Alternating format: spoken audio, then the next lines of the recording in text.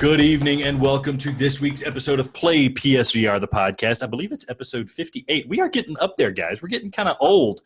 I'm Alex. I'm here with our favorite enemy, Adam. How you doing, Adam? So what does Little Caesars and my butthole have in common, Alex? I don't know, Adam. What? We're both hot and ready. Oh. Let me tell you what. I've been waiting for today because we have a guest on the second segment of the podcast, a fan who always drops into our golden streams, Mike. And I don't know what he's going to say, but he's not happy with you. And we'll let him discuss in the second segment. And so I'm ready for an outright roast. Oh, man. Typically, I'm used to people being mad at me because I'm harsh in games. It's your turn. I'm looking forward to it. I'm kind of nervous about it, but I'm just gonna roll the punches, man. You know, I have my opinions, and I'm able to defend them well. Hopefully, I think this guy might have been preparing for. But Adam, let's not get sidetracked. But I do want to ask you a question. Did you see the news recently about the picture that they took of the black hole? It's like the first picture anybody's ever taken of a black hole. I've seen a black hole, but I don't know if it's the one in space. You're talking about buttholes. We're talking about black holes. But thinking of the black hole, Adam, I got to thinking about aliens. And Adam, do you know why we haven't had any aliens come visit Earth? They're obviously out there. There's so much stuff out there. Do you know why aliens haven't come to Earth? It's going to be a bad joke. I don't know. Because they went online and read the reviews, and we only had 1 star. Ba-doom-tsh. 1 star. The sun, Adam. Oh my God. Oh, this is awful, man. Dude, you steal my intro. You come in with a stupid joke. You miss the obvious sausage punchline in the Little Caesars pizza butthole joke. You miss the sausage punchline, and then you bury my own joke. You little turd Dude, nugget. What's your gamer juice, Adam? Dude, I'm hot and ready. Here's what I got. I got some Ryan's apple cider. I even got sugar. Oh, it says sugar bee. I thought it said sugar free. Adam can't even read. It's not sugar free, but regardless, it's real good. You can tell that I've already had quite a bit this week, but I wanted to keep enough just for this podcast because it's real good. Apple cider, dude. F you, dude. Sugar free. It's sugar bee, and it's full of sugar. It has 2 E's at the end, and it looks like an F. I just assumed it was free. Oh, my goodness. My gamer juice is a homemade concoction of soda water and orange juice. You know, get that vitamin C, keep my energy up so I can play these games as long as they need to be played. So without further ado, let's get into the games we've been playing this week. You know, the website's down, so we got to kind of flesh out these reviews a little bit, give you a bit more detail than we normally do. So we're going to try to do something a little bit more thorough this time. So starting off, we have the Power Play of the Week. And that doesn't necessarily – it's not a seal of quality. It's kind of just the biggest release this week, and I'm going to talk about Falcon Age. If you watch the Golden Stream, you got to watch me play Falcon Age. If you want to see what this game is like, you can go on youtube.com/playpsvr and watch the Golden Stream and also watch me get roasted while playing this game. That's right. So, Falcon Age. It's $19.99 on the PSN store. It just came out. It's developed and published by Outer Loop Games. I don't know if it's the same company, but it's the same people that were behind Dino Frontier that a lot of people really enjoyed. I never got around to playing it, but I hear good things. And you'll kind of get that when you play this game. They have similar aesthetic, a lot of this like orangish red type stuff, and it seems like alien planet things going on. Aesthetically, they look very similar, and I kind of like the aesthetic. It's kind of charming and cartoonish in a good way.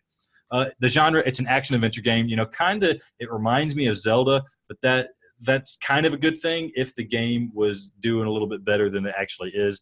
For the controllers, you can use the moves. You can also use the DualShock, apparently, but I haven't tried using the DualShock because this is a VR game, and I'm supposed to have hands, and I'm going to use my hands. And the length of the game, it's around 6 to 8 hours. It depends on how much you want to explore and look around and stuff. But just to get into it, I wrote down a couple notes. I'm going to try to make this as conversational as possible, but I got a lot of things I want to say about this game. So let's just get to it right off the bat.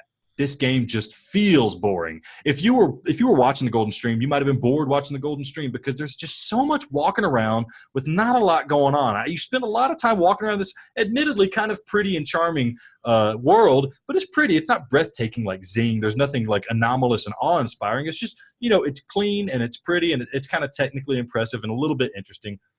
But this game is all about the bird, right? If you're on Twitter, you're seeing them post animated GIFs of the bird. You're seeing the bird bobbing his head. You see him putting hats on the bird. This game is about bonding with the bird. You catch them on your hand. You walk around. You fight robots. You protect the planet with this bird as your best friend.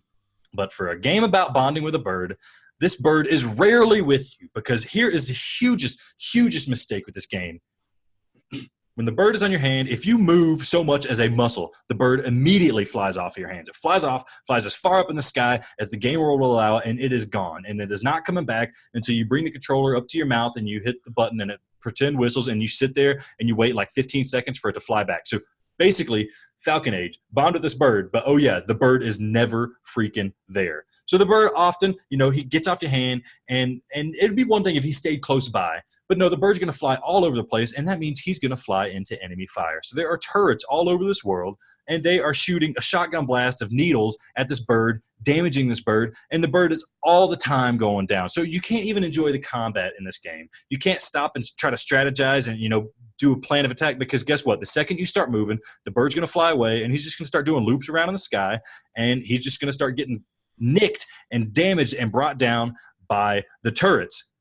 Now, the bird doesn't die, but if you do need the bird, he's going to be nearby. But what you have to do, the bird can't do a damn thing for you if all of his health is taken away. So you got to call him, and he'll fly to your hand, and you got to pick the needles out of him, and you got to start petting his head to bring back his health. But he's just going to fly away, and he's going to do the exact same thing again, and it makes him completely useless as a friend when you're trying to do this combat, which in effect makes the combat really not fun. The whole point of the combat now is you're just walking around and you're beating things with the stick that you have, and you hope it does damage, and guess what? It doesn't do damage unless the bird has swooped down and picked up the enemy and revealed their weak spot. So the crux of it is you're walking around looking for the bird who's been down. You got to heal him before you get killed by the enemies, and then you just got to hope that the bird is going to listen to you and catch one of the enemies you told it to attack, and then you can kill the enemies. It's really cumbersome. The combat's not really fun because of this, even though it's kind of visceral and you're beating things with a stick. It just isn't that great. Now, aside from the combat, there's exploration. The game, like I said, is kind of like Zelda. There's these little villages. There's NPCs to talk to. And the NPCs, they honestly are the most Zelda-like thing. They remind me of the NPCs that you would see in something like Ocarina of Time.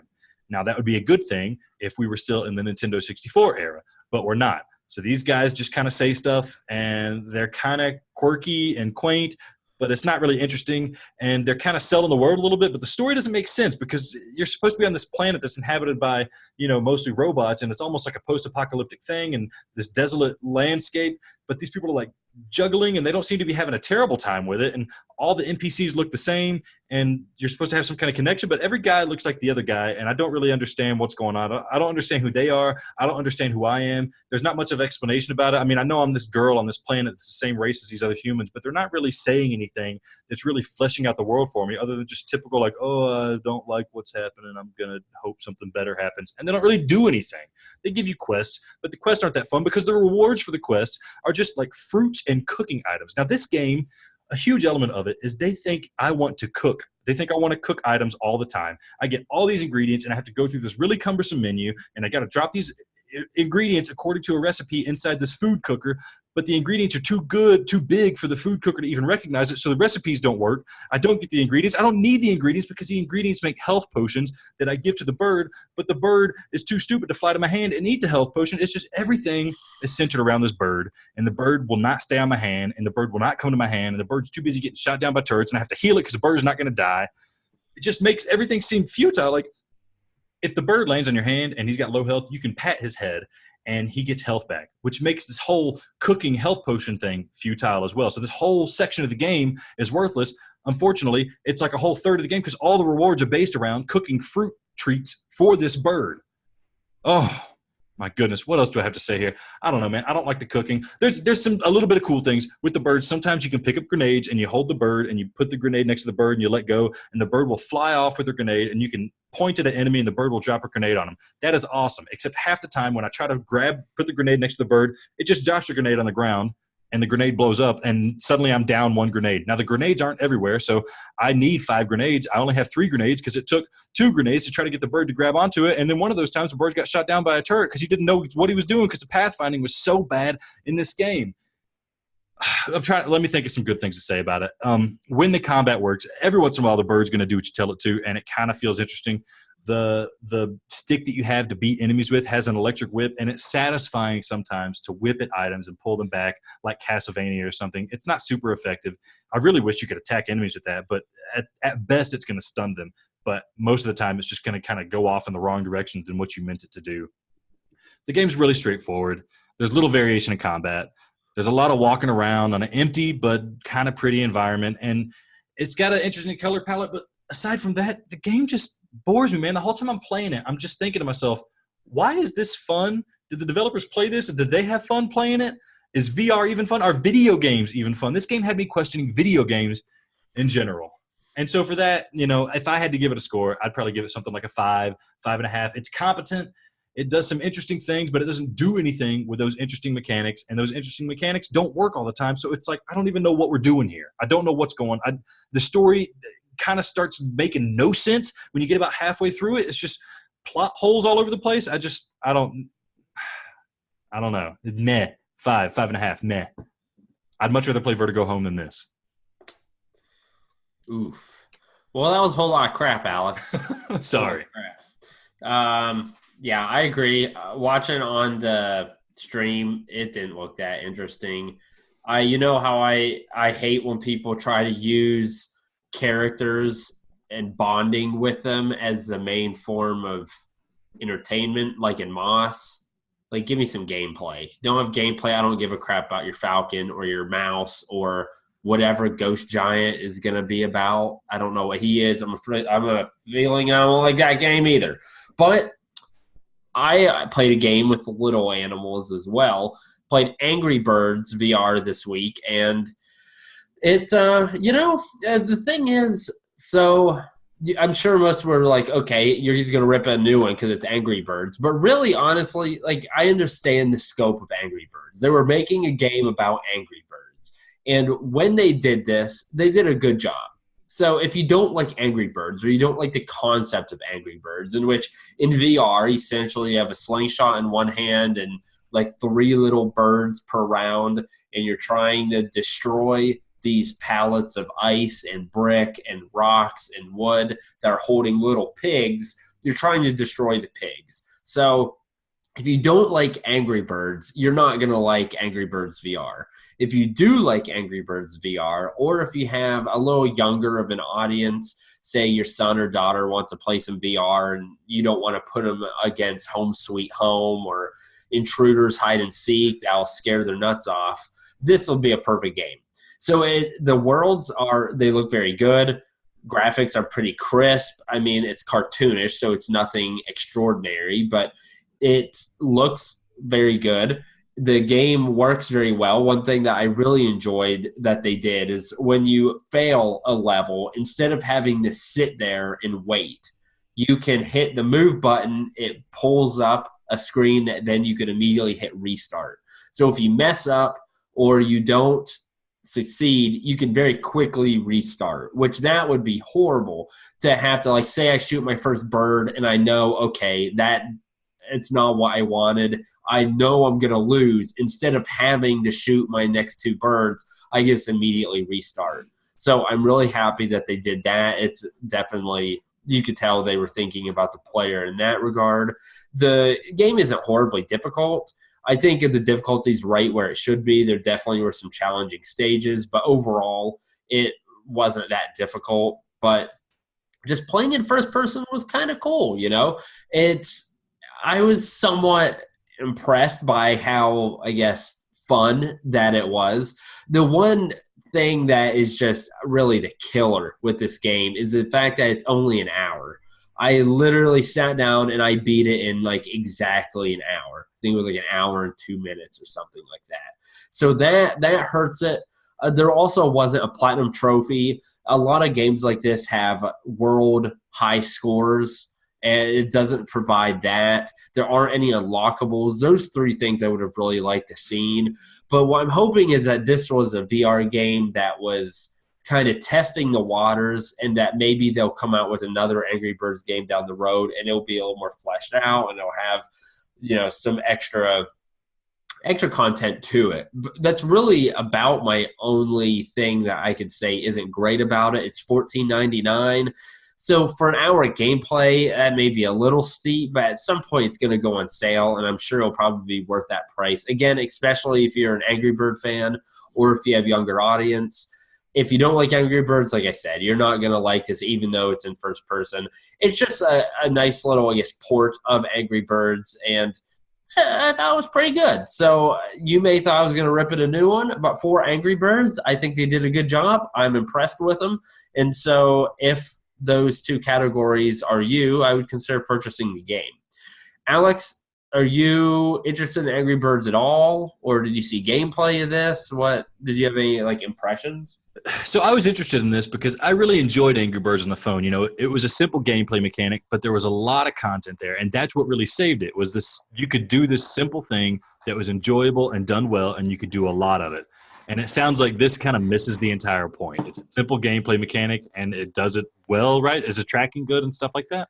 Yeah, works well. The track, so yeah, basically, you could get Angry Birds on the phone for free or like $2 for the full version, and it would give you hours and hours and hours and hours of gameplay. Or you could pay $15 to get it in VR, and it gives you 1 hour of gameplay. So this sounds to me like this game misses the point entirely of what Angry Birds is about. Now, are there even global leaderboards? Can you try to get a high score compared to me if I got it?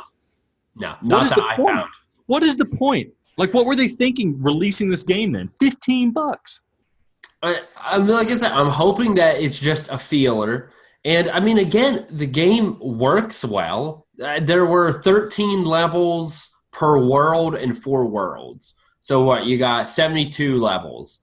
And, a level can be pretty quick. So, it makes sense, but it, Do they have, stars per level? You can get 1, 2, or 3 stars? Yeah, that's correct. Did you get all the stars? I didn't on my first pass. If there was a platinum, I would have tried to get all of them, but there wasn't, and so I was like, so maybe that would increase the life of the game if you really wanted to get 3 stars on every one. But there's probably no reward waiting for you at the end of that if you get 3 stars on everything. So yeah, it's disappointing. It could be good if they added more levels in the future. I'd be more interested in it. Maybe drop the price. It'd probably be a fun, casual game if you're going to have friends over to play VR, because that's what I'm doing all the time with all the friends I have that want to play VR with me.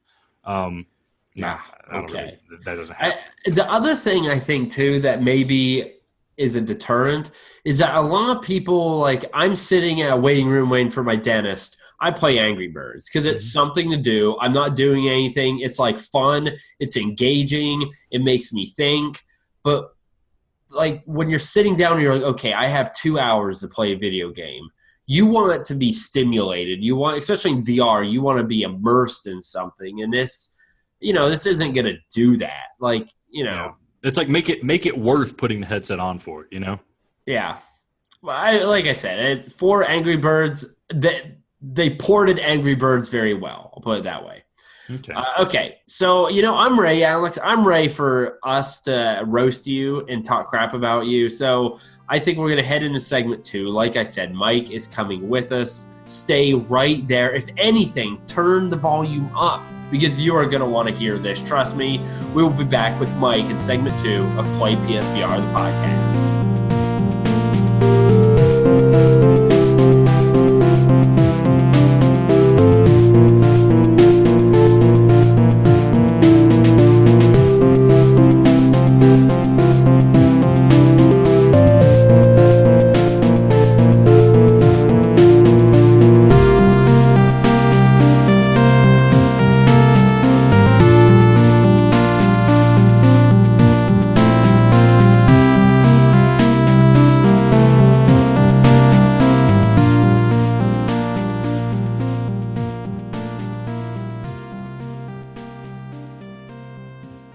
Welcome to the second segment, my favorite segment of PlayPSVR, the podcast, the roast edition for Alex.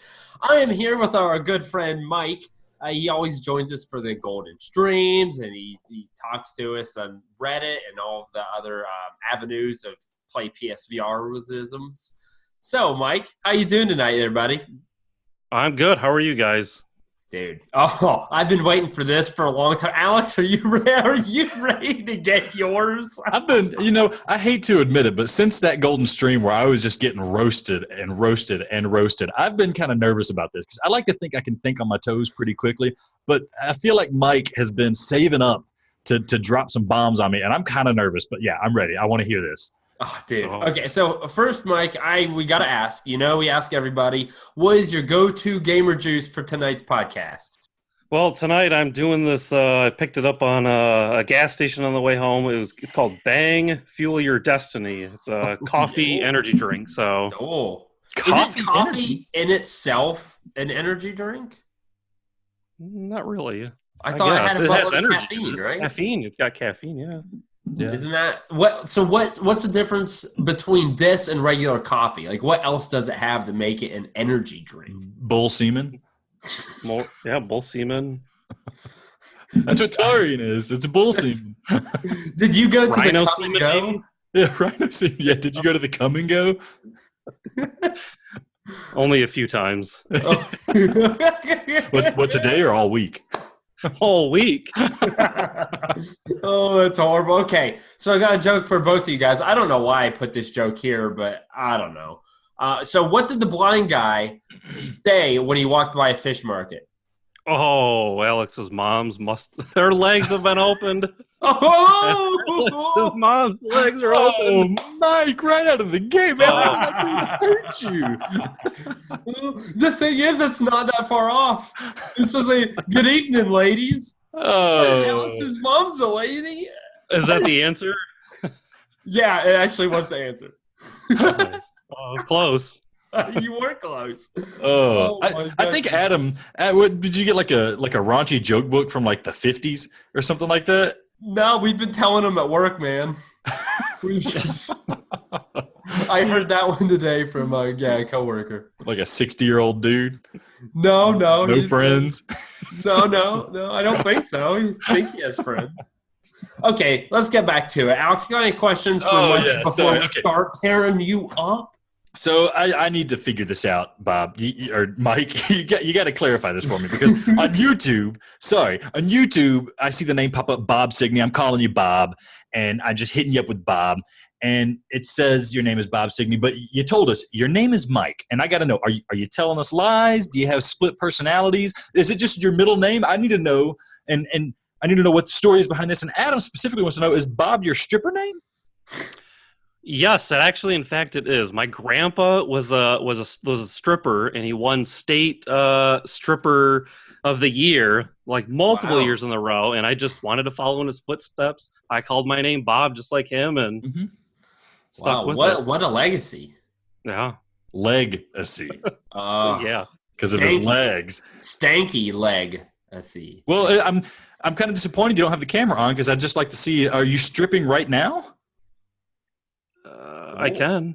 Oh, okay. Maybe just do that while we're doing this interview, and right. we'll feel the aura of it. Okay, thank you. That's nice. So now I'm just confused here too. So when I see you on YouTube, do I call you Bob or do I call you Mike? Well, I guess whatever floats your boat. See, that bothers me. I don't like that because everyone calls you Bob. Everybody is calling you Bob. Just call me Bob. That's fine. Honestly, the reason why I made it, there's so many gosh damn Mikes out there, and I got sick of my name, so I just made a fake one up. But Bob is like even more unoriginal than Mike is. Yeah. Oh well, I mean it worked. I like Bob Signey is more fun when it pops up on the screen, so it's a good choice, I think. Yeah. Not that Mike is bad, but it's kind of bad. So also, when I first heard of Bob, I was thinking of that Enzyte commercial. Like and he has like the hose that slowly the bar pressure is getting lower and lower because he has ED, he can't get it up. Anyhow, so none of this has to do with PSVR, so let's get into it. Let's get to the main event. I know that you have an airing of grievance with one of us, and it could be possibly about a little game I call I would rather have Vertigo than play this butt feast of a meal game. So how about you? You just, I don't know. What are you thinking? What's your airing of grievance with us? All right. So first, I've been listening to you guys forever, and you guys recommend Vertigo Home is a 7 or 8 out of 10, and I'm like, all right, well, I tried the Chroma Gun. I loved that game. You guys recommended it, so I thought I'd try this game. Waited for it to go on sale for $2, $2 something. Smart. Got it. I'm all excited. I'm ready because you guys are vouching for it, right? Oh wait, okay. You said you guys. Okay. Alex. There we go. Alex is over here vouching for it. Oh, man, it's such a great game. Adam's over here, dude, this game sucks. And I'm like, well, Adam's a pessimist, can't listen to him. Alex loves everything. It's worth $2. Get on the PlayStation Store. I buy it. I try it out. And I'm immediately presented with the stupidest ass screen I've ever seen in my life. The loading screen alone. Yes. Like, I feel like my 4-month-old daughter could do a better job on the loading screen than this game developer. I don't know what they were thinking. I instantly thought this game, man, Alex screwed me over, and I'm about to play the worst game of my life. I hang in there, wait for this loading screen to load. I start playing it. Immediately start off, and you're in this little tunnel thing. There are skeletons that are like naked and trying to feel for their parts and stuff like that, and they look confused, and you're going down these trippy uterus tunnels, and these random bones are flying out, rotating cactuses, guns are. I mean, like, how did you give this an 8 out of 10? I have to know. Like, what were you thinking? I mean, were you on drugs? I mean, like, what was going through your head? I'm stone cold sober, my friend. Now, the way this is the problem. This is the reason. This is the reason that I wanted to give it an 8 out of 10. Not that I'm trying to trap anybody. I genuinely think it's one of the better games in the PSVR catalog. Oh my god! You've got to be kidding me. Oh no! Stop right there! No! What other game have you guys given an 8 out of 10? Pop-Up Pilgrims, Adam. Pop-Up Pilgrims. This game is way better than Pop-Up Pilgrims. That was a mistake. What did you guys give Resident Evil? I was like a 9.5, man. So you're saying it's a 1.5 away from a fully fledged AAA title? It's an exponential scale, dude. It's an exponential scale. Someone dropped out of high school, clearly, and thought they could make a video game and failed at it, sold it for $12 and said, hey, you know what? I'm losing money. I got to get other people buying this game. I'm going to sell it for $2 and hopefully, like, I can jizz a little bit when I get home to be happy I made some money. Mike. And here's the thing. I don't know. Are you on Twitter, Mike? No, I'm not. Okay, so the developers on Twitter were even like, we have 50 codes we want to give out. If you make any type of content, if you stream, if you make videos, they didn't care the size. They didn't care what you did with it. They were just trying to give away codes, I guess, to raise awareness of the game. That's how bad it was. I wouldn't even take a free code. I wish I could return the game. I wish I could just give it to somebody. Like that I truly hate and say, here's this great game, try it out. You can have it. So let me just rebut this a little bit. Mike, first of all, Bob, I want to thank you for respecting our opinion so much that you'll go out and buy a $2 game based on my glowing review. So it was $12 at the time. At the time, it was $12. You didn't buy it at $12. First of all, you bought it. No, at $2. I didn't. But you gave it a good review at $12. It is legitimately worth. It is legitimately worth $12. I believe. I played that game beginning to end. What is wrong? You gotta be shitting me. Listen, okay, I've played a lot of PSVR. I'm gonna shit my pants. I wish you would. I'd rather take that than play this game again. Jeez. So seriously, the whole experience. What did you give Just in Time? Oh, I'd easily give that like an 8.5. I don't know what. See, that was a great game. So you're saying that an 8 for this Vertigo Home is just as good as the work that was put into this game? No, so you are misconstruing a lot of things about how personally I score things and what these numbers mean, and you're misconstruing the value of games on different levels. Just in Time is a great video game. I view Vertigo Home as like a piece of art. So yeah, I can buy $4 worth of paint and like a $5 canvas. In the toilet at the trucker stop. Trucker VR. That's Trucker VR. That's the dude's name that made Trucker Toilet VR. There you go. Did you get to the level? Did you get to the level where it's literally like poop on toilet paper? Did you get to that part? I think I did. There's pallets fucking floating around. There's like Fallout little gas station things flying around. I mean, listen to what you're describing. Listen to what you're describing. You get this in no other video game, and the developers had the audacity to put this out. And it'd be one thing if they just like chunked together some crap and it came out and it was weird and it barely worked. Looking at you, Miniwood VR. There's a difference between somebody just like farting out something weird and just calling it like, oh, I did it, it's artistic, and somebody actually making a polished piece, like a cohesive game that actually works, and there's a design behind it, and the design is functional, whether or not you like it, and it still just make it so weird. And we can I've got 3 podcasts now. We're talking about Vertigo Home because of the varied opinions on it. If you want to play a fun game that's similar to this, but like way better, Polybius is your game. I have it. I need to play it more. Because it's trippy. That's a fun game. This is like someone decided to find some clip art on Windows 95, somehow make it into 3D models. I mean, you got floating wheels, alien heads. I mean, and then on top of it, okay. Here's the problem, the levels Mike. Crash, but then you got like, okay, so there's no saving points at all, which is fine. Like there's checkpoints. But every time I've gone back to the game, I got to try it again. You know, maybe just I wasn't thinking right. I got to try this again. And I go back, and every time I reach a certain point, it's like, new score, new high score. Well, I already got that last time. It doesn't save anything. So I don't know. And then when you're moving through the tunnels, it's like the ground is off a little bit. It's like you're not flush with the ground sometimes. I feel like it's poorly polished, poorly put together. So would it be better if you could use like your feet to control the moving instead of your head? Oh my gosh. No, I'd feel like it's better if you just took the VR headset off and threw it in the trash. No. What if it had to? Okay, can I sway you into liking the game if there was 3D rudder support for it? No. Well, there's going to be 3D rudder support for it. Nothing can make this game any better. You could do it pro enhanced. You could do saving points. No, this game is trash. I would not recommend it to anybody. So anybody who gives it an 8 out of 10 should not be reviewing video games. All the things that you are complaining about this game are things that I mentioned in the review, and I said, listen, the graphics are like screensaver clip art. And listen, the music is like not my cup of tea, but then I kept playing it and it really grew on me and I really enjoyed it. I said, listen, the art is like random. The gameplay design is stupid simple. The other images on the menus and things like that are just, it's so dumb. Everything about this game is so dumb. And that is kind of the point. And that's why I thought it was so audacious and I thought it was so, unique and incredible. And like I said, it works. It all works. It's not a broken game. They knew what they were doing and they meant to be doing this. And it's just this crazy ass experience. That's what they wanted to do. You're making the assumption that they were like, okay, let's make a crappy game kind of as a joke. No, they obviously. No, I think someone truly tried to make this game and they did their best and it failed.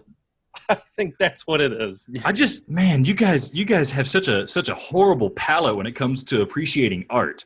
No, this is Adam, art. you guys are the guys that go to a museum and you see like a Monet and you're like, I could do that. What's the big deal? No. What I see is a game that is very poor that I'm with Mike. I don't understand. I still don't understand why. And so here's the issue, Mike. What you said is absolutely true. But the problem is that the reasons you dislike it are the reasons Alex likes it. Yeah, so you're saying maybe, like clip art from 95 and it looks like they didn't care and it's thrown together. All of that is absolutely true, but that's why Alex likes it. So, but see, you say they don't care, but when somebody doesn't care about a game, you get Ranch Planet, you get Miniwood VR, you get The Walker even, which I gave a 7 and I kind of regret. It's more of like a 6 or 5 even. But these games, they don't care, and so they're not polished, and there's no saving grace to it. But when what is it you say? It's more than the sum of its parts. You add up all the components of Trucker VR's Vertigo Home, and it's like, what is this game? But then when I actually play it, it's like, I just can't get enough of this, man. I can't. If I didn't get tired, I would play that game infinitely. I always want to hear more music. I wanted to hear more songs. I wanted to see how crazy the stages got. I wanted to see the next level. I knew it was randomized. I knew I was going to see reset assets. I wanted to see more. I wanted to hear more. I wanted to be in there more. What you wanted was a different game. Would you recommend someone spend their hard-earned cash, $12, when it's not on sale, over a good game for like $15 just in time, or $20 for Resident Evil, or so listen. Recommend that. Okay, you're right about the price points and stuff. Like the price is definitely something to consider, but you can do that with anything. You could say, why would I ever spend $20 on Falcon Age when I could spend $5 and get Super Mario World for the Super Nintendo? It's like, yeah, of course, it's a classic game. Because it's not VR. Regardless of the price, it's a classic game. You can look at old games for a cheap price and compare it to a new game at its new price, and you can always make that comparison. I mean, Adam does it every day when we go through the sales. It's like, oh, hey, look at this. You know, we didn't think that what's that game that VR Martin loved with the aim controller that you hated? Evasion. We didn't think Evasion was great, and now it's $10. Would you get it? And Adam's like, no, I'm not going to get it for $10 because you can get Resident Evil 7 used for $10. Well, of course you can get it used for $10, but we've all played Resident Evil 7. Now, what you guys sound like, you guys sound exactly like what my friend sounded like back in, 2007 when I got Res for the PlayStation 2, and I was just all about this game. It was messing with my mind, man. I loved it, and I brought my friends over. I was like, you guys have to see this game. Trust me, it is just something special. It's crazy. And they were like, oh, what's these graphics, man? It's just lines, and the guy looks like a roast beef sandwich, which is kind of I love it. And they thought, and like the music just sounds like noise, and it's like, yeah, all this stuff is weird and right, but it all works together, and it's this amazing thing when it's all working together. You guys sound exactly like those guys. It's like this is like a poor man's version of Res to me, in a sense. Here's the thing, like Alex, there's just no explanation for it. He's an idiot. We could argue till we're blue in the face. The only thing we can do, my friend, and I plead you to do the same that I do every time I talk about VR, is plead with the people and tell them, I know there's idiots out there, but please do not purchase this game. I'm just telling everyone right now. I mean, there's a Apocalypse VR Rider. That's a better game. No. Yeah, I'd rather play that game than this. They both suck, but I would rather play HeroCade than Vertigo. Yeah, Well, okay. I think this game is one step above HeroCade. No, HeroCade. There's diversity, and HeroCade is like $5. Okay, and I would rather spend $5 for HeroCade than $2 for Vertigo Home. Oh, dude! You know what? At one point, I think it was $1 for the Honor and Duty. That's a better game. Honor and Duty, first one. It's a good deal, but it's not apples to apples, is what I'm trying to say. But Mike, here's what I want to say.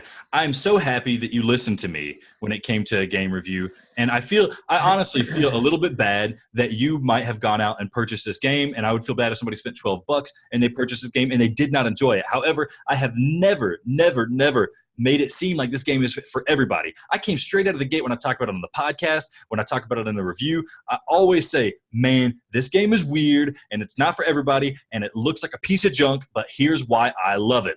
And so, yeah, this 8 out of 10 is not for everybody. I don't score based on everybody's feeling of the game, what I think everybody's going to think about the game. I score based on my personal opinion of the game. And I'm sorry we don't have aligned opinions. You've heard a lot of reviews from me, and you should have a sense, I'm an optimist when it comes to a lot of games. You should have a sense of whether or not a game I like is going to be something you like.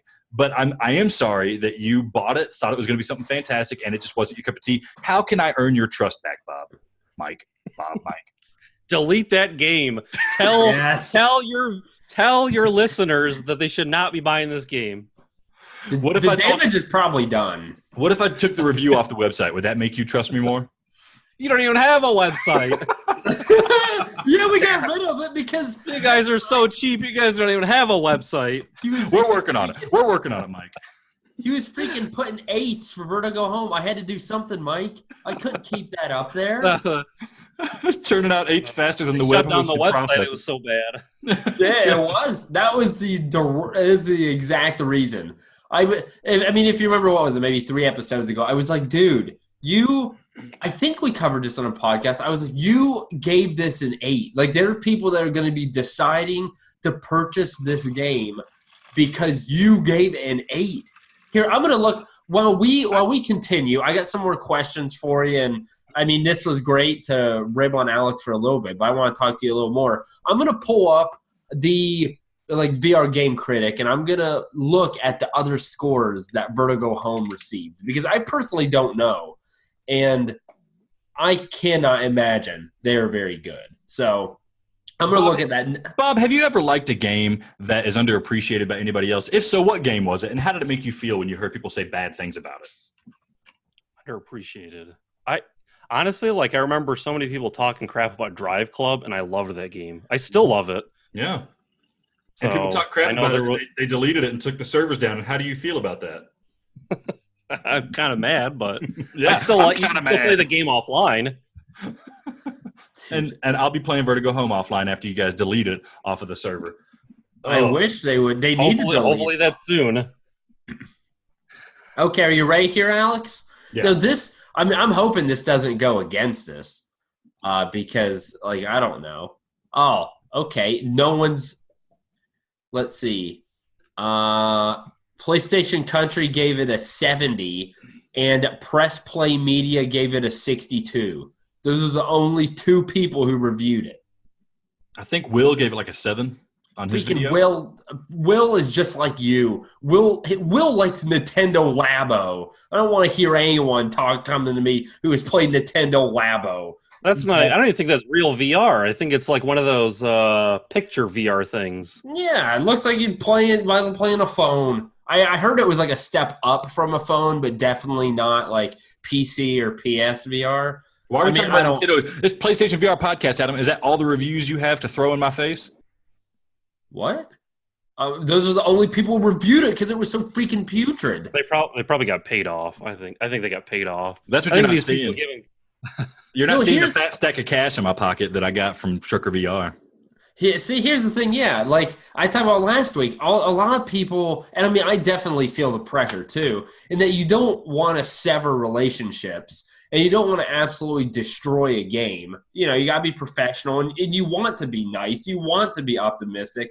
But I think a lot of people, they just won't tell what they really think. I mean, I do believe that there are idiots like Alex who thinks it's a really good game. But you can't tell me that everybody who played the game, which again, that was my airing of grievance last week, everyone who played the game loved it. There's no way. There's just no way. So I like a lot of the games I play. A lot of the games that I buy, I generally like. But this game, I just couldn't like it. It was just so bad. Like, and there's so many games that are bad out there, and I've played it, and I'm like, oh, I'll give it a second chance. It's not that bad. People give it bad reviews. I think it's all right, and then this game's just like, this is the worst. Yeah. I can't wait for you to grow up.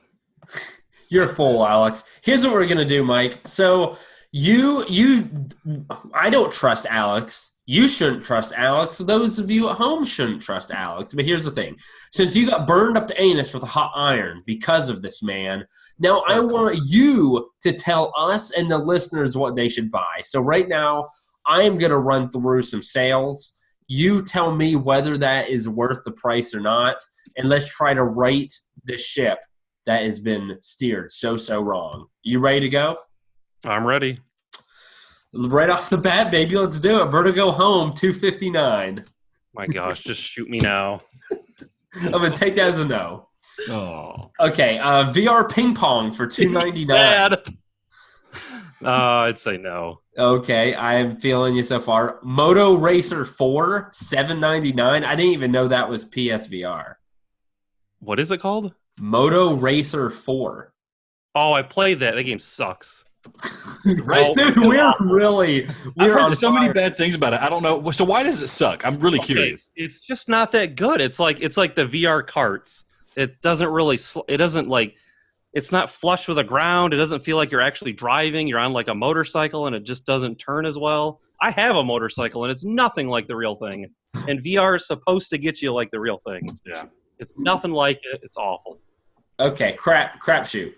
Okay, next one. ATV Drift and Tricks. No, I think it's probably by the same developer. I have it in my hands right now. Oh, and is it worth $620? It's awful. It's like by the same. I don't know if it's by the same developer. It sucks. Why do you buy every damn game that comes out, man? There's only one mode that you can play in VR, and it's like time trials and something else, like practice rounds or something like that. It's not even the full game. The full game's not even VR. How about the VR mode of ATV Drift and Tricks Definitive Edition versus Vertigo Home? Imagine they were the same price. Which one is better? I'd rather just play ATV. Just take your money. ATV. No, just play ATV. Okay. Just play one of these crappy games instead. Is there a game on the PlayStation catalog for PSVR that you would rather play Vertigo Home than? So is there a game worse than Vertigo Home that you have played? Gosh, Hero-Cade's pretty bad. He already said that. Yeah, Hero-Cade. Yeah, Hero-Cade. I don't know. Deadland VR's about the same, I would think. Actually, speaking of that, Deadland VR is also on sale for $249. Are you pulling the trigger? No. Hell no. Okay. Fucking Alex, you buy it for me, and maybe I'll try it. I might do that. Do it, Alex. Do it. This guy's going to come back, and he's like, you're only buying me bad games. And I swear at the end, if you get Monkey King code, I am going to die. I will die. Okay, so have you played 18 Floors? I have not. Okay, so that's a trash game. Bad. I take your review into consideration, so okay, it looks pretty bad. I've watched videos, so. Oh, no, it's horrible. Have you played Ranch Planet or Rabbit Hole? No, I have not. Okay, so go ahead, Alex. Is there a game that Adam has recommended that you have played that you disagree with Adam on? Whether it's good or bad? I'm trying to think of games that he... Well, Adam hates every game. He doesn't like a lot of games. He doesn't understand video games. Yeah, I think Adam just gets motion sick. He was excited for Tetris, which got me kind of excited for Tetris. And then he says the game sucks. Mm-hmm. And every other podcast, he's still playing it. Exactly. That's what Adam's opinion is. Oh, that's not true. I played it once. I got 2 perfectresses. The Golden Stream, you were talking all about it. Yeah, he wouldn't shut up about it, right? About the perfectresses. Dude, I got perfectresses. Okay, anyhow, I got 2 of them.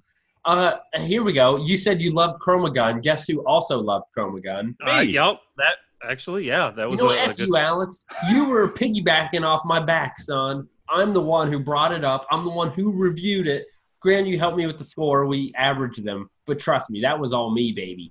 Have you played Stifled? I have. And? That's a game. See? That's a good game. I like it. I would recommend that. Okay, there we go. Static is a good game. I would recommend that. I feel like that's a very underrated game. Static. Which one? Static. Dude, I love... See, Alex? If you like Static, have you tried Salaryman Escape? No. It looks dumb. I don't know. It doesn't look fun. I'd say that somebody roasted me because I said Salaryman Escape was better than Static, but we'll move on. Sorry. Did someone roast you? Yeah, I forget where. I think it was on Reddit or something. As they should have. Okay. So back to these games because I really think we may go through this whole list and you may not recommend a single one. Next is Waddle Home for $4.99. No.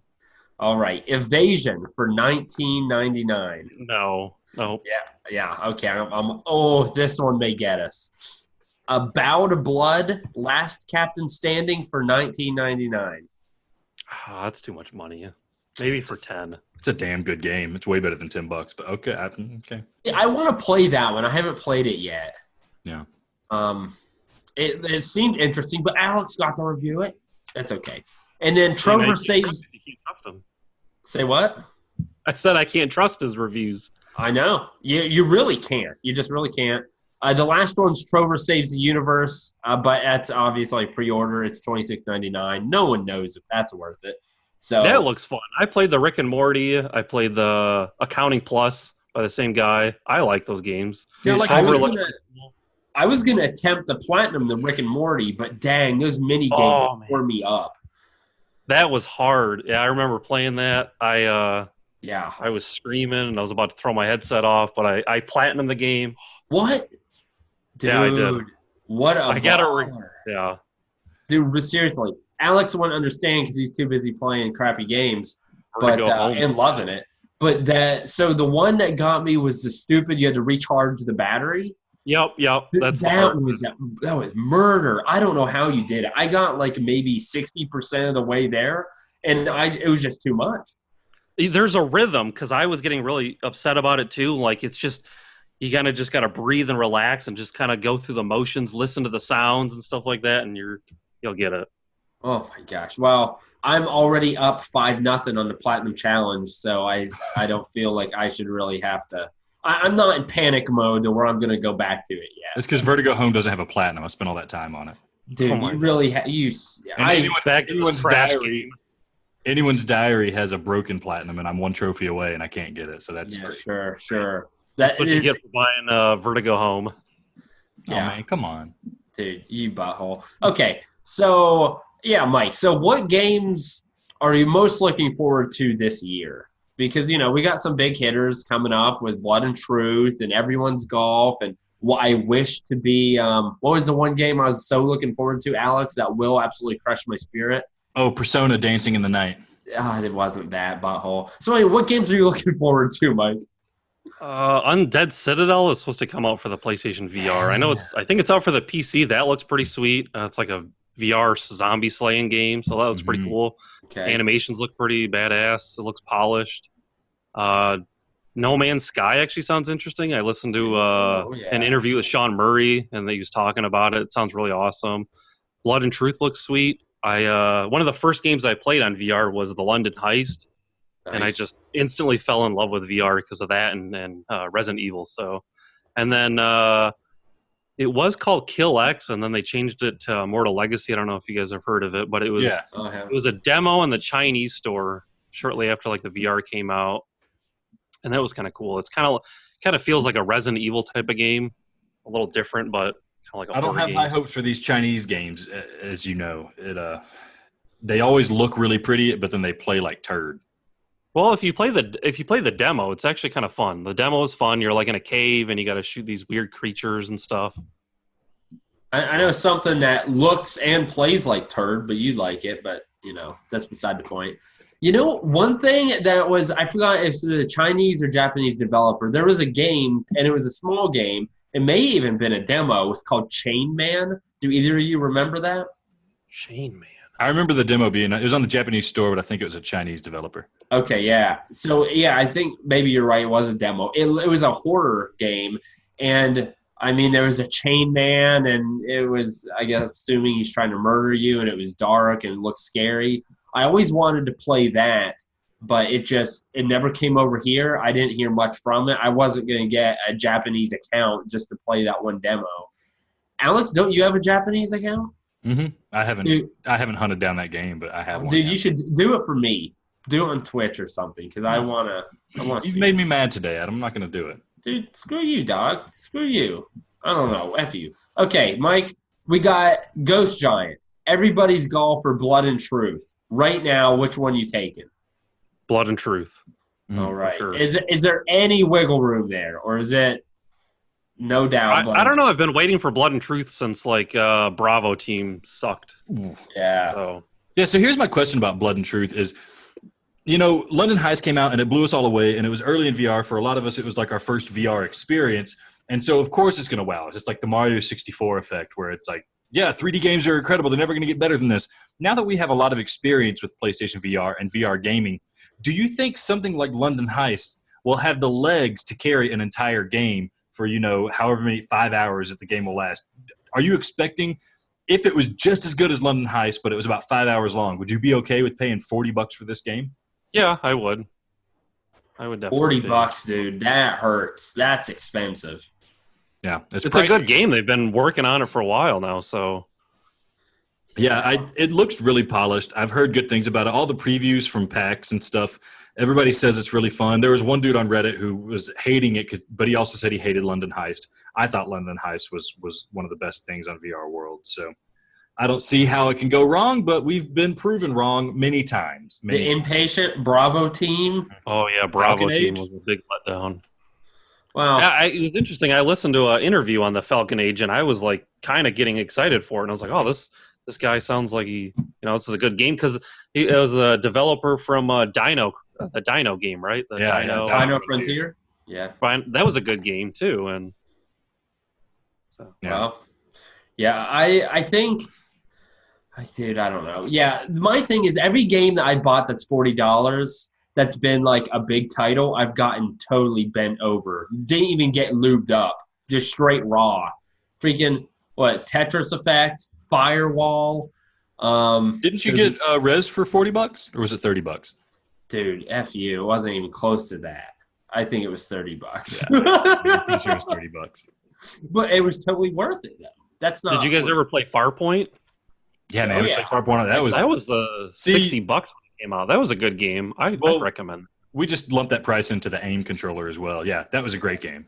Yeah, honestly, I considered it. I know that wasn't necessarily divvied up like that, but I was like probably $40 for the AIM controller, $20 for the game is how I viewed it. But whatever. Okay, so we got one more piece of business here, Mike. Most of the time when guests come on, we forget to give them a free code, and that's on us. But lucky for you, this day we remembered. So we've got the Persistence, we've got Monkey King, and we've got Light Tracer. So we've got those codes that we've already predetermined you don't have those games. So what we want you to do, actually, I don't know. Alex, how do you want to give this boy a game? So we're going to spin the wheel and see which one he gets out of these 3 games: Persistence, Light Tracer, and Monkey King. Let's spin the wheel and find out what you get, buddy. Oh, dude, I hope you get Persistence because that is a straight-up bomb game. The bomb game. Monkey King is not. I haven't played Light Tracer. It's the Persistence, Mike. Oh, awesome! All right, I'm gonna give him a little golf clap. crappy game, I guess. Dude, This is your reward for going out on a limb based on this is what happens when you listen to me. You get to play a masterpiece like Vertigo Home, and then you come and talk about it. To me, the greatest critic of all time, and then you walk away with the Persistence. It's my gift to you. I have to hear you talk about the masterpiece. I'll just say screw the game. I'll just buy it myself.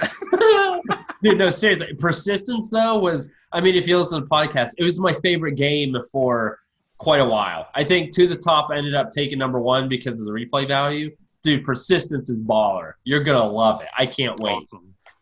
It's like a little bit scary. There's some, I got to have persistence in the game. There's a little bit of a plot. It's straight up.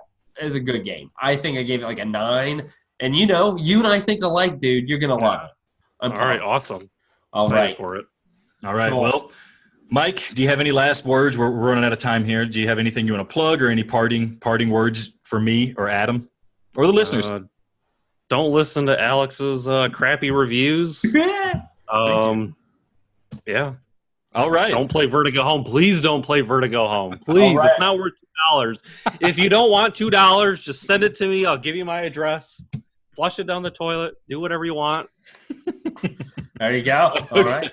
All right. Well, that'll do it for segment 2. Join us in segment 3 when we're going to air our own grievances and talk about a little bit of news and, maybe get into some new releases that are coming out. Mike, it's great having you. Bob, we love having you on the stream. And, just thanks for coming every week and really just lighting a fire under my butt when I just try to play a game for the people. All right. So thanks so much for coming here. We'll try to have you on some other time. All right. Awesome. See you guys. See you later, man. All right, bye.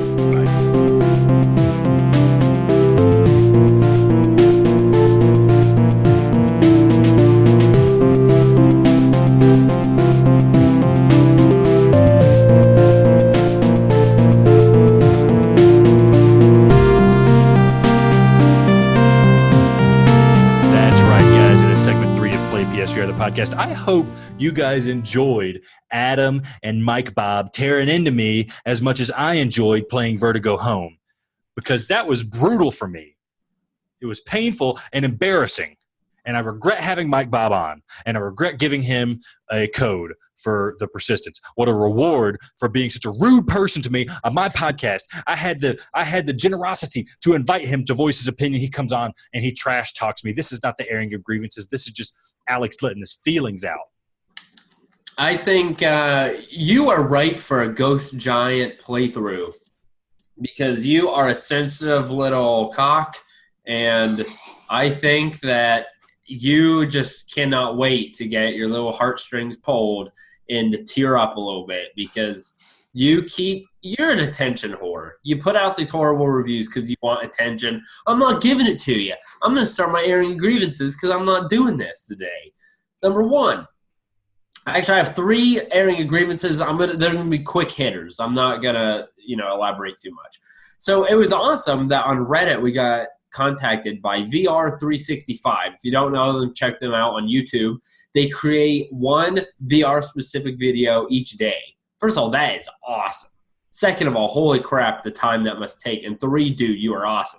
So he contacted us, and he mentioned, hey, there's a guy in your podcast, I think his name is Alex. He's got that smooth voice that sounds great for radio. I'm interested in having him on. Notice, he said Alex, not both of you. He said only Alex. You know what? That hurt my feelings, home dog. You specifically chose Alex instead of me. You didn't even be like, hey, Alex and Adam. No, you only wanted Alex. What the F, man? You're going to have the guy on your show who gave Vertigo Home an 8? You just listened to how the listeners view Alex, and that's the guy you're going to put on your show. How about choosing content, my great content, over the sound of a nice voice? You know, oh well, I'm glad Alex is going to go. Glad you enjoyed the show thus far. Glad that you like Alex, because no one else does. Someone needs a root for him. So you hurt my feelings. I may cry. Now I need to play some Ghost Giant. Second, sour jelly beans. It's Easter. What the heck, man? I want some actual sour jelly beans. I keep buying these jelly beans, and they're like a step up from the normal jelly beans. They aren't sour. If you, a listener, knows of an actual brand of jelly beans that are sour, please let me know. I need some sour jelly beans. Third, dude, it hit me like a freaking stone cold fox this week. A rock, a fox, a wall.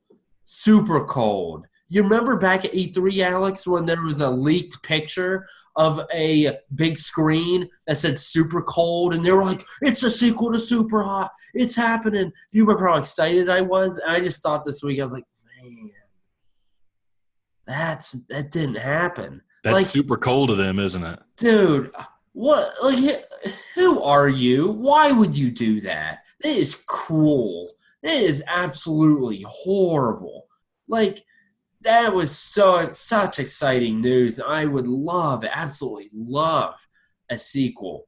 And, dude, that dirty dog. Why? Why you do that? Why? So just to piggyback off that a little bit, two things. One, out of all the rumors we heard going into E3 for the PSVR, we heard Borderlands was going to get VR treatment.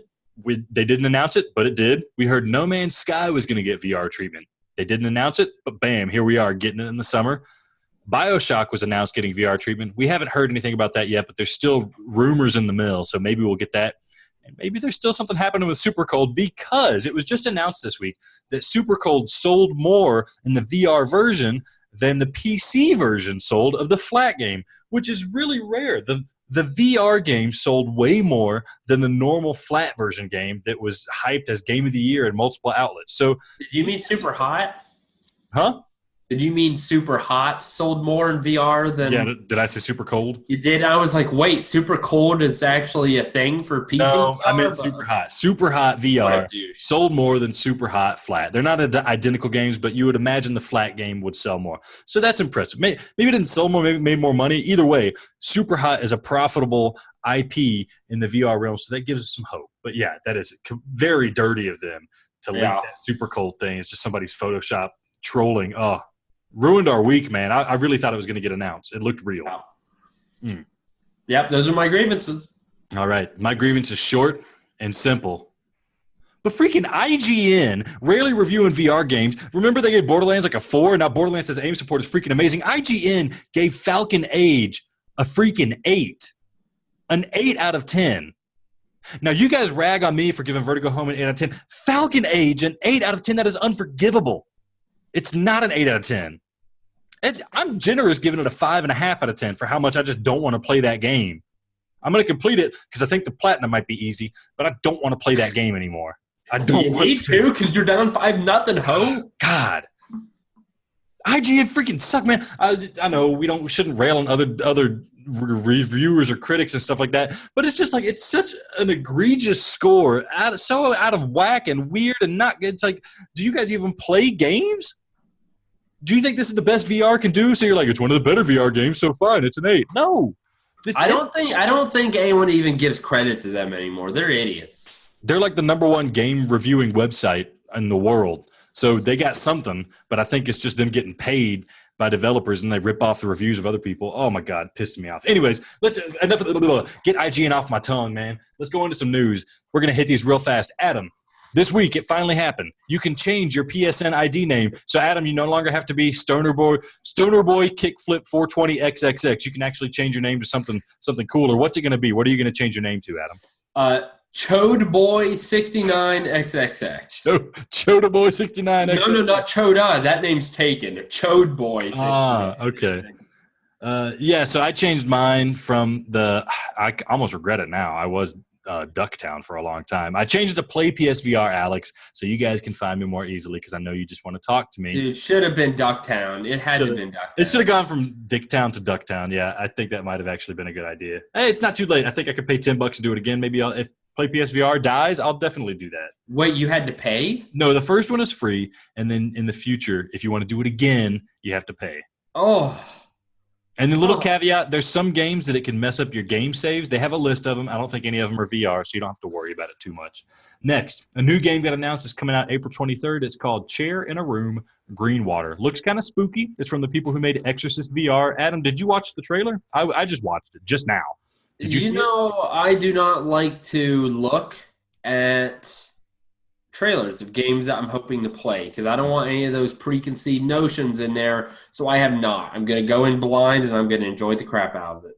Okay. Well, it looks pretty scary. There's a obvious lack of enemies, so I don't know what's going to be scaring me. It might just be an uneasy, spooky game, but the Exorcist people know how to make a scary game, so I'm sure this is going to be scary as well.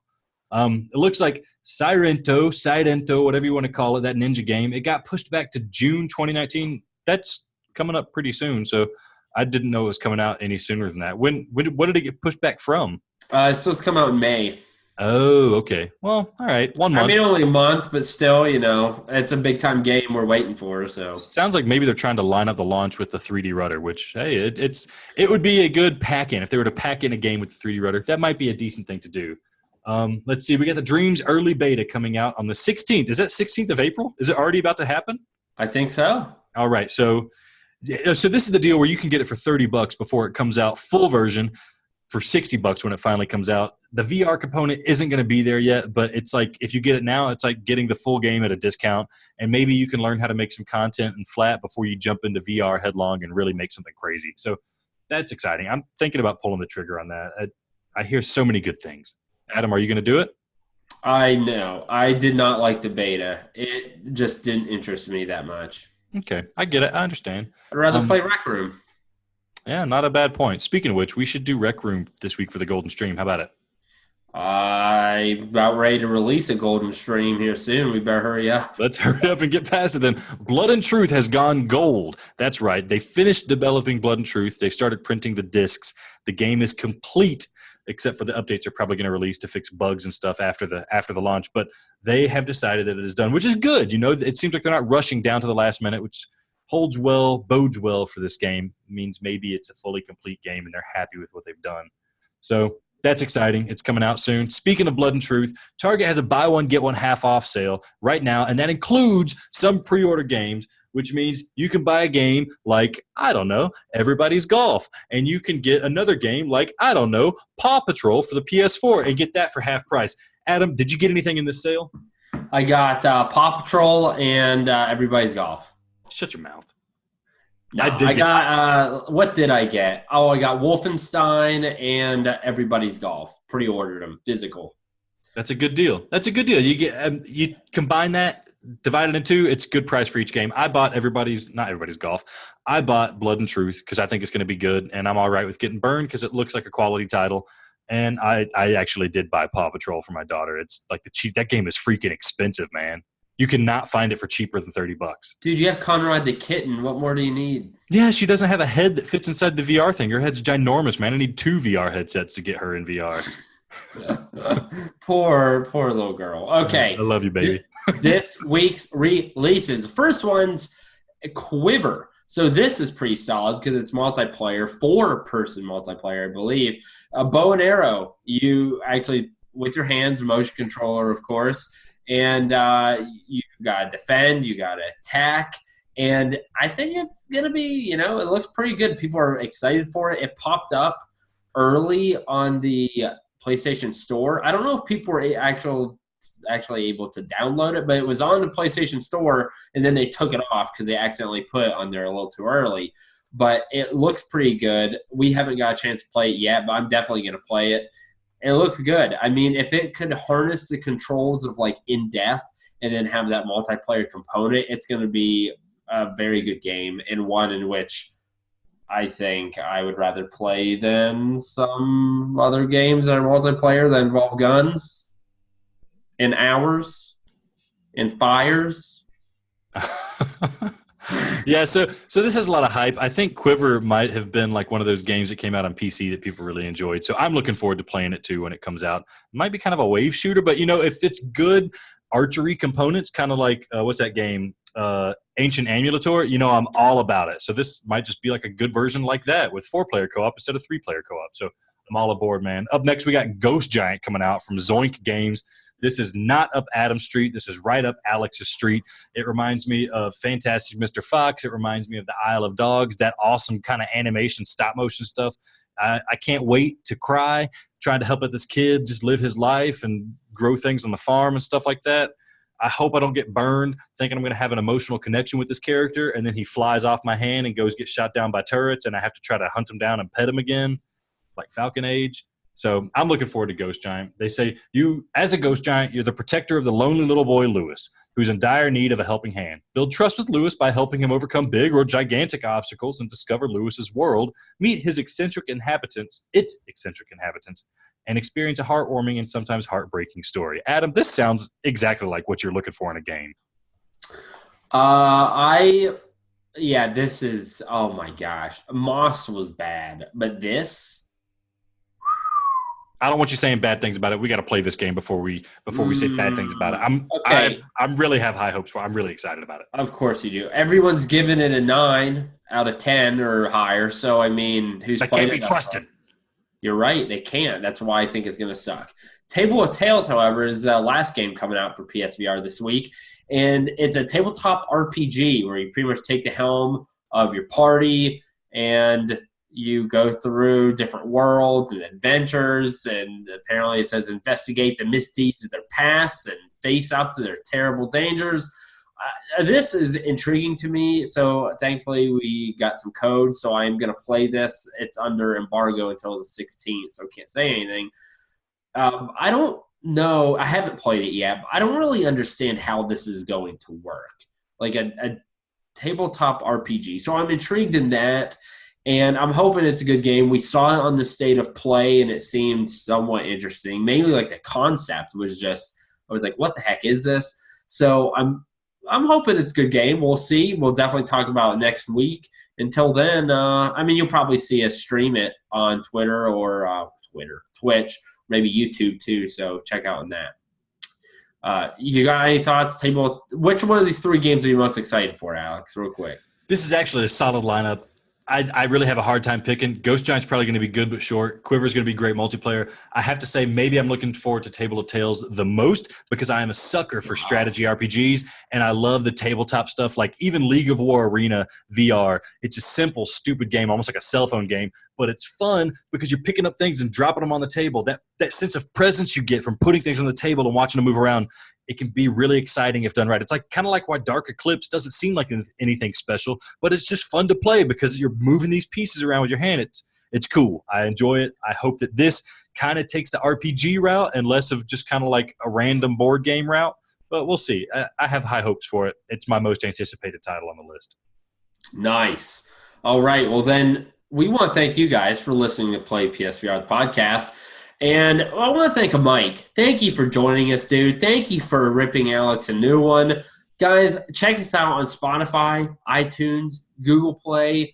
We're on all of the podcast providers, or at least all the ones we know of. So give us a listen, subscribe, check us out, rate us, share us with your friends. We want to grow. We want to help get the word of PSVR out. We try to do our best to provide an interesting and fun show for you to listen to. Talk to us on Twitter or Reddit. We're Play PSVR. We got YouTube. We've got it all, dude. We're trying to connect with you. Join us for our Play PSVR Golden Stream every Wednesday at 9:30 on YouTube on our channel. So check that out. We always have a good, hearty group of guys, and most of the time it's just people ripping on the person who's playing the game. So last week we just made fun of and absolutely roasted Alex. That was one of the most fun nights of the week. Not going to lie. That was awesome. So thank you again for listening. Check us out next week and enjoy your VR. And RIP Ducktown.